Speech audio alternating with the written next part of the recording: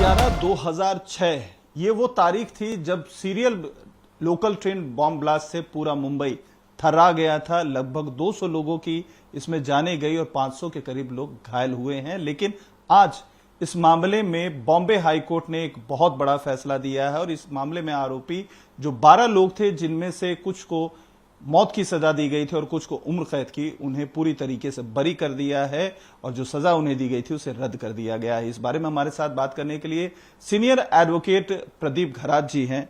Sir, एक बहुत बड़ा एम्बैरेसमेंट महाराष्ट्र सरकार और इन्वेस्टिगेटिंग एजेंसीज की है। 2006 का जो फैसला था निचली अदालत का, वो पूरी तरीके से पलट दिया गया। आपको क्या लगता है सर, जांच एजेंसियों की तरफ से क्या कोई लूप होल थी, कहीं कोई कमी थी? इस वर्डिक्ट को आप कैसे देखते हैं? देखिए, दो बातें हो गई है इसमें। एक, सर्वसामान्य आदमी करके अगर देखें तो ये शॉकिंग है, लेकिन दूसरी जो बात है कि आप जो इन्वेस्टिगेशन के बारे में पूछा, तो ये जो एक परिमाण है ये अभी नहीं लगेगा, क्योंकि ट्रायल हो चुकी है। ट्रायल में 5 जन को फांसी दी गई थी। ट्रायल में उर्वरित जो 6 जन हैं उनको लाइफ इम्प्रिजनमेंट दी गई थी। तो इसके लिए वो जो स्केल है वो अभी नहीं रहेगा कि ट्रायल कोर्ट ने सब एविडेंस तो देखा ही होगा। जब किसी को वो डेथ सेंटेंस देते हैं, किसी की ज़िंदगी समाप्त करने पे सोचते हैं, तो उन्होंने तो देखा ही होगा ना कि कितने उनके खिलाफ एविडेंस है। लेकिन अभी हाई कोर्ट ने अगर उनको छोड़ दिया है तो उसका मतलब वो जो एविडेंस है जो सेशंस कोर्ट ने एक्सेप्ट किया है वो इनके हिसाब से उतना एविडेंस सफिशिएंट नहीं है कि इनको सजा दे। ऐसा हो गया है। वो एविडेंस है, लेकिन हाई कोर्ट ने सोचा है कि जो एविडेंस है और जिस तरह से मटेरियल कलेक्ट किया गया है वो सफिशिएंट नहीं है।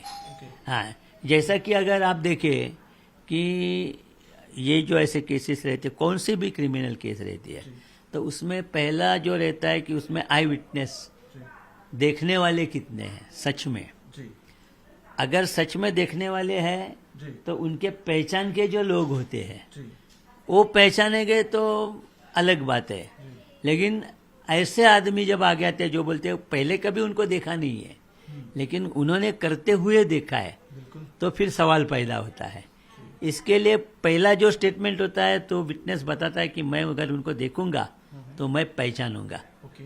तो इसके लिए जो सेकंड टेस्ट रहती है वो कॉरोबोरेशन की, यानी आइडेंटिफिकेशन परेड ली जाती है उस आदमी की, और परेड में वो उस आदमी को पहचान लेते हैं, उसका मेमो बनाया जाता है। और तीसरी स्टेज जो है वो कोर्ट के सामने उनकी पहचान कराना, जज साहब के सामने। तभी जज साहब दोनों चीजें देखेंगे कि उनकी पहचान परेड है क्या, हो गई है क्या, उन्होंने पहला एविडेंस, उनका जो स्टेटमेंट है वो कैसा है, बोल रहे हैं कि उन्होंने देखा है, पहचाने गया, ऐसा कुछ। तो फिर उस पर विश्वास रखने का या ना रखने का, ये पहली स्टेज रहती है। बाद में उनका जो कनेक्शन है वो लगाने के लिए उनके पास से कुछ जो मिला है, जिसको हम इंक्रिमिनेटिंग मटेरियल कहते हैं, यानी जो कुछ डॉक्यूमेंट्स मिले हैं, कुछ कागज मिले हैं, और उनका कुछ ताल्लुकात केस के साथ है क्या, कुछ आर्टिकल्स मिले हैं, कुछ वेपन्स मिले हैं, उनका कुछ ताल्लुकात केस के साथ है क्या। और इसी तरह से जज जो है वो एविडेंस बैलेंस करते हैं, कितना विश्वास रखना चाहिए। और ट्रायल कोर्ट में और तीसरी एक बात रहती है कि जो कोई विटनेस है वो जज साहब के सामने खड़ा रहता है, और जज साहब जब उनके सामने वो खड़ा रहेगा तो उसका निरीक्षण भी करते हैं कि यह आदमी कैसा लगता है, यह आदमी कुछ सच बोलने वाला लगता है, ट्रस्टवर्दी है क्या, इस पे कितना विश्वास रखा जाए, ये कुछ झूठा बता रहे हैं क्या। तो उनको एक ये एडिशनल अपॉर्चुनिटी है कि देखे ये आदमी सही है या गलत है, जो एपेलेट कोर्ट को नहीं है। एपेलेट कोर्ट उन्होंने क्या बोला है, उनका क्रॉस एग्जामिनेशन क्या हो गया है, उसमें से कुछ निकल आया है क्या, वो जो कह रहा है वो कितना उसमें ट्रस्टवर्दीनेस है, ये उस पे जज करते हो। हाँ, और मटेरियल एक्सेप्ट करने का नहीं। लेकिन ये भी एक एडिशनल जो बात है वो एपेलेट कोर्ट के सामने नहीं रहती है।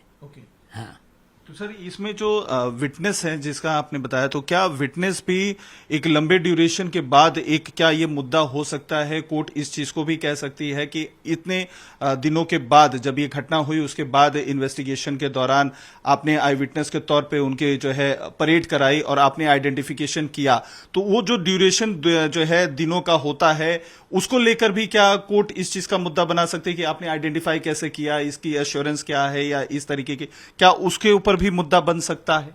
देखिए, अभी तक हाई कोर्ट और सुप्रीम कोर्ट ने भी कई लंबे दिनों के बाद भी अगर स्टेटमेंट लिया हो तो उस पर विश्वास रखा है। कोर्ट का कहना ऐसा है कि वाकया होने के बाद अगर कुछ दिन में वो आदमी आया नहीं आगे, तो क्यों नहीं आया, ये चीज झूठ बोल रहा है सच, उस पर विश्वास नहीं रखा जा सकेगा शायद।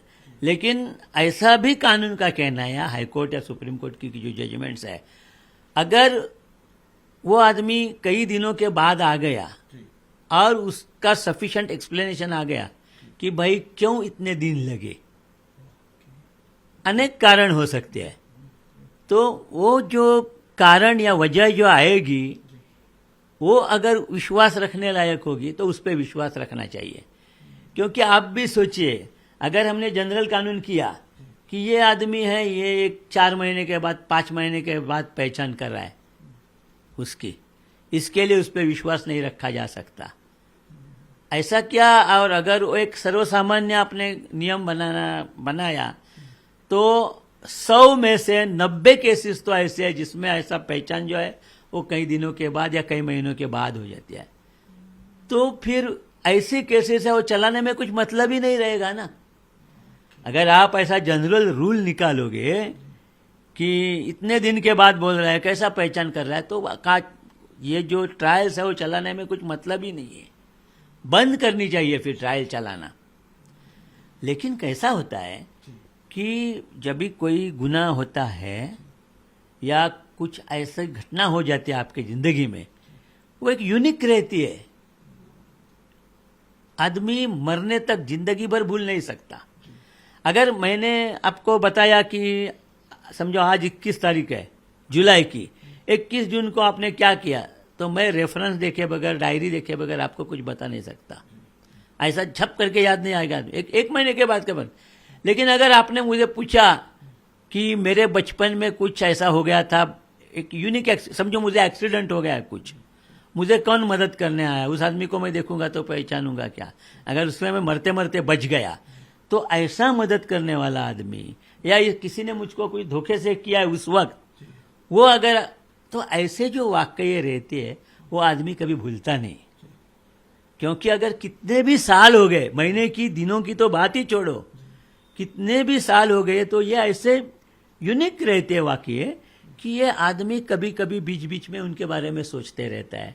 वो जो उसका पिक्चर है, कोई जो चेहरा है, वो सामने आते रहते हैं आदमी के साथ, और उसका जो इम्प्रेशन है वो आदमी के दिमाग में फिट हो जाता है। तो यानी सर ये जो विटनेसेस हैं उनकी कही हुई बातों को, उनके स्टेटमेंट को, उन्होंने जो आइडेंटिफिकेशन किया उसको भी रिजेक्ट कर देना अपने आप में एक बहुत बड़ा सवाल ऐसा नहीं इसमें। इसके लिए मैं बताया आपको, जब भी वो एविडेंस हुआ होगा, तो जब भी वो जो विटनेसेस होंगे, जो कोई देखने वाले, उनको तो सरकारी वकील ने पूछा होगा कि आपने देखा बरोबर, आप उनको पहचान सकोगे? वो हाँ बोलेगा। है क्या अभी वो कोर्ट में? तो उंगली दिखाएगा या नजदीक जाके पहचानेगा।